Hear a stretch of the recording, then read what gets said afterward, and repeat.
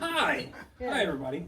Hey. Cory Booker's on his way here for a story, actually. I love that guy. He's great.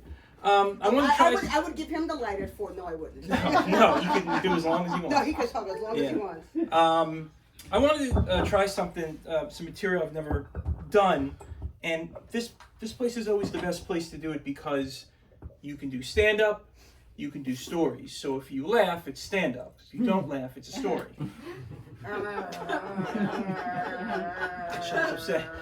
I kind of did come out wrong, but we're even after the stand-up comment. Beef, lamb, pork, and veal. 5 people outside.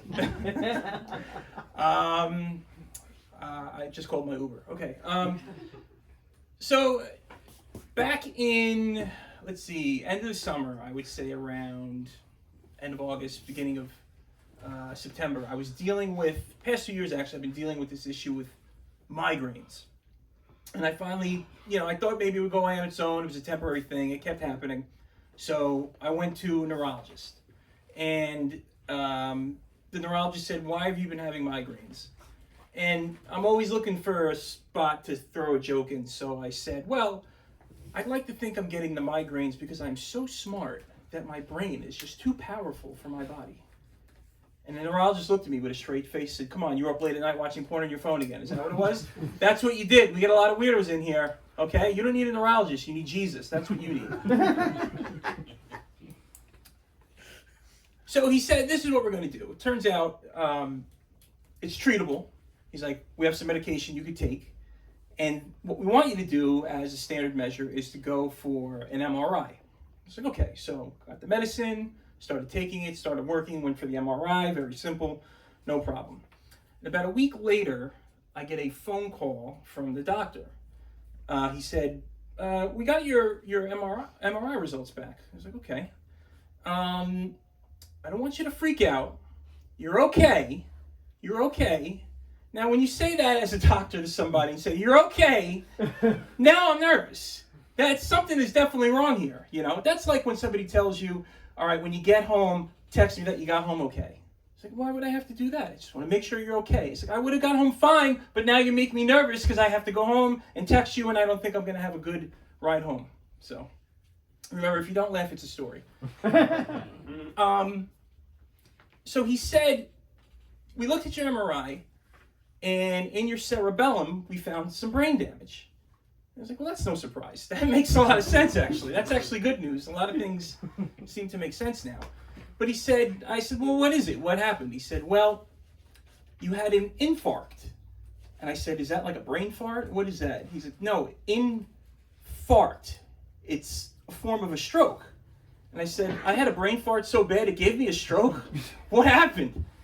He's like, "No, you had what they call a silent stroke." So he's like, "Have you ever had any stroke-like symptoms before? Have you ever had, your legs kind of give out under you? You lose feeling in your arm, you get dizzy?" I said, "I've had that, but it's been for good reasons." So we're not going to get into that. But I had to go for some tests to look into this because when somebody tells you that you had a stroke and you've never felt the symptoms in your whole life, you think, "Well, this is wrong. They misread the report or something like that." It's not true. How could it be true? I've been fine my whole life, perfectly healthy. I've never had health issues. So eventually, what happened was I go for the tests. They come back and say, "Look, everything's fine. You're okay. This may have happened a long time ago. It may have happened 6 months ago. It's healed. You're fine. You're going to live a normal, long, healthy life." So I thought about it and I said, "You mean I had a stroke, but it didn't kill me? I was more powerful than the stroke? I cheated death? I was ready to go jump out windows and play with matches and different things." But luckily, what ended up happening is it got me to improve my diet because you have to take health precautions, which I needed to do anyway. So I ended up losing about 15 pounds from September to now, which, thank you. Yeah, that's...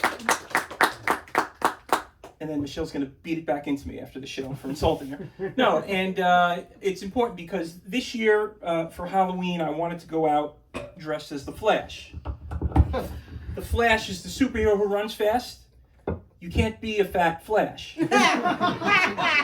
I'm not even body shaming him because you can't be out of shape when your superpower is cardio. So I just want to look the part. But thank you for listening. Right. Mike Troy! Alright, pick the next person on deck. Alright, so who's on deck? No, Stanley's up now. Who's on deck? Wait, this What? goes back in the We thing. got it.